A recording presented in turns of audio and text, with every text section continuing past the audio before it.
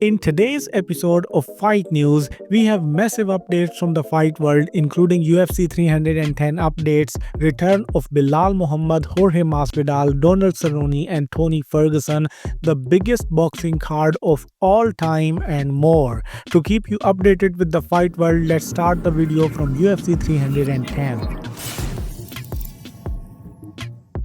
The UFC 310 commentary team has revealed, and it will be the regular US PPV trio of John Anik, Joe Rogan, and Daniel Cormier.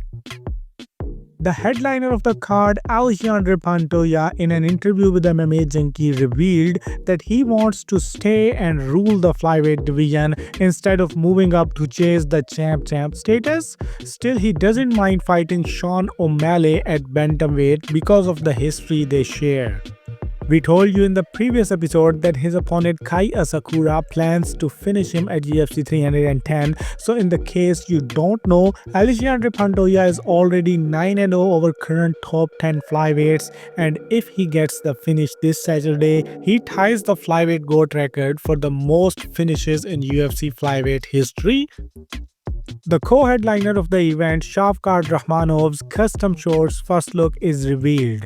On the other hand, Ian Garry is rocking in a future champion t-shirt ahead of his number one contender clash with Shavkat Rakhmonov at UFC 310. Garry joins Ariel Helwani on his show, where he talked about his current fight at UFC 310 as well as his now cancelled fight at UFC Tampa. He revealed that the only reason he took the fight with Joaquin Buckley at UFC Tampa was because the 6 people ranked above him wouldn't fight him because they are very sensitive and selective with who they are fighting. Garry had choice words for everyone above him in the rankings, but more specifically took a shot at Kamaru Usman when asked about why a potential matchup never materialized. He says Usman has a big chest and little balls. Talking about Colby Covington, Garry called him a weak coward who will get starched by Joaquin Buckley at UFC Tampa. He says his dream would be to beat Shavkat Rakhmonov this weekend, then march down to Florida to beat up Colby Covington, leaving him dead and done in the octagon. Garry also shares an interesting fact that Shavkat Rakhmonov had told his head coach that Ian Garry would be a champion one day, but not before him. Michael Bisping also shares his thoughts on the fight and believes the floor is lava for Ian Machado Garry against Shavkat Rakhmonov, so he needs to keep the fight standing.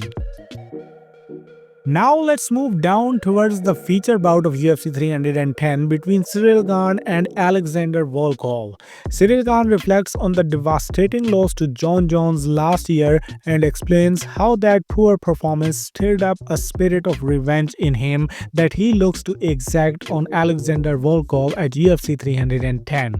Gane also revealed he wanted to fight Tom Aspinall in March 2024, but Team Aspinall declined the fight.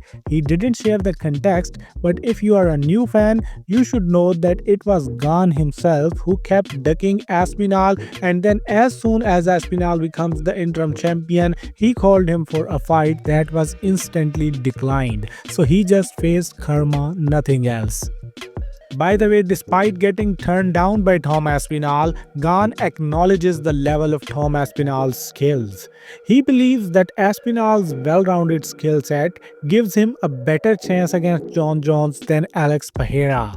That's why Jon Jones wants big money to accept the Aspinall fight, because he's the GOAT as well as good businessman. And now to the UFC 310 preliminary card. Aljamain Sterling plans to show the UFC that they have made an error by putting him on the prelims. On the other hand, his opponent Movsar Evloev does not care about the placement of the fight on the card. By the way, I'm no Aljo fan, but let me tell you a fact here.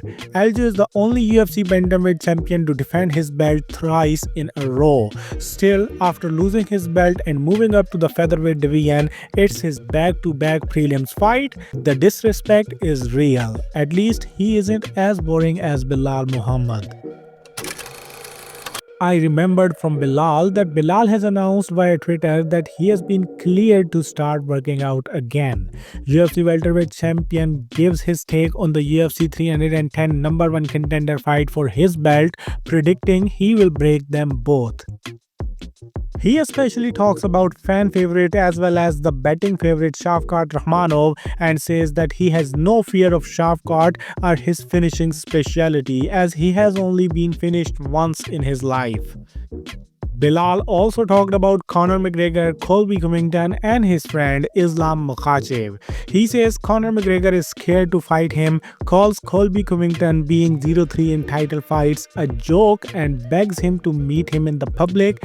And he says he will not fight UFC lightweight champion Islam Makhachev as he's like his brother. He believes he moves up for a double champ status after 2 or 3 wins, then Islam can get his hands on the welterweight gold. You may not know, Islam had also said something like this, that he won't move up until Belal is the welterweight champion.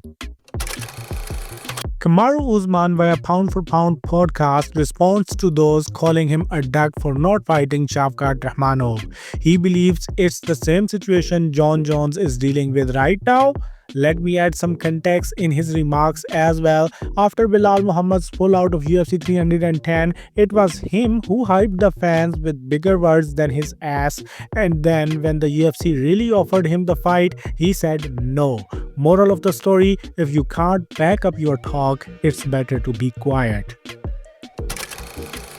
Jorge Masvidal has officially signed with Ali Abdulaziz's management group Dominus MMA and announces his UFC return. He told Jake Shields in an interview that he will find out his opponent later this month and then will get back to the octagon at their Miami card in April 2025. After the news of his return, Michael Chandler also showed interest in the Masvidal fight. By the way, he is not the only one who wants to unretire. Donald Cerrone also wants 2 more fights in the UFC to make 50. Tony Ferguson also plans to fight in the octagon early 2025 instead of completely retiring. After Conor McGregor lost his sexual assault case to Nikita Hand, Dana White shuts down any talks about Conor McGregor and if or when he fights again. When Islam Makhachev's coach was asked about his potential fight against Conor McGregor, he sounds off on a McGregor matchup. He says if the Conor fight happens, it would not be an easy night for Islam because Conor has got air of experience. Daniel Cormier and Matt Brown also share their thoughts on Conor McGregor assault verdict. Cormier is skeptical of the situation, while Brown believes Conor can salvage his reputation and explains what he must do to restore his legacy. Amidst of all these talks, UFC featherweight champion Ilia Topuria makes Conor McGregor an offer to visit him in Spain. Now let's talk about the greatest boxing card of all time. Turki Al-Sheikh finally announced full Riyadh season card on February 22nd in Saudi Arabia, headlined by Artur Beterbiev versus Dimitry Bivol 2 for the undisputed light heavyweight championship, with IBF heavyweight champion Daniel Dubois versus WBO interim heavyweight champion Joseph Parker serving as the co-main event. Undercard fights include Shakur Stevenson's WBC lightweight title defense against Floyd Schofield, Carlos Adami's WBC middleweight title defense against Khamzat Shiraz, Virgil Ortiz's defense of his interim super welterweight belt against Israel Madrimov, Yeli Yang versus Ajit Kabayel for WBC interim heavyweight belt, and Joshua Buatsi will be defending his WBO interim light heavyweight belt against Callum Smith. Turkey announced PPV prices for the last crescendo will be no more than 19.99 pounds or $25.99. If you regularly watch our videos, you must be thinking, isn't Madrimov officially scheduled to fight Serhiy Bohachuk? Then yes, promoter Tom Loeffler confirms that fight is also on. Madrimov takes on Bohachuk on December 21st at Usyk vs Fury undercard, then Ortiz Jr. on February 22nd. Kudos to Madrimov for showing a brave heart, but don't be surprised if he isn't able to fight Ortiz after December 21st. announced. Xander Zayas, who was also approached for the Ortiz fight after Boots' pullout, reacts to not being announced to fight Virgil Ortiz Jr. Ortiz responds like he doesn't give an F. Ortiz promoter Oscar De La Hoya mocks Jaron Ennis while Ortiz manager goes off on him for pulling out and says they won't get Boots another chance to fight Ortiz Jr. Ryan Garcia vs Rukuya Anpo press conference was scheduled for yesterday in Tokyo, and guess what? Mr. Anpo missed the conference because he overslept. Despite Oscar De La Hoya's threats to sue them, fights promoters say they are confident this fight is gonna happen. They also announced 2 more fights to serve the undercard. Amado Vargas takes on Ryan Garcia's brother Sean Garcia in a rematch after taking his O back in July, and Kurmel Moton, who missed weight by 15.7 pounds this week, will also return on this card, taking on Albert Pagara. And that's all. Like the video because you are now completely up to date with the fight world. Subscribe to stay updated and keep in mind that Bryce Mitchell is not gay. I love your nuts. What? Bro, I'm talking about the restaurant. I told you I ain't gay. Oh, yo nuts.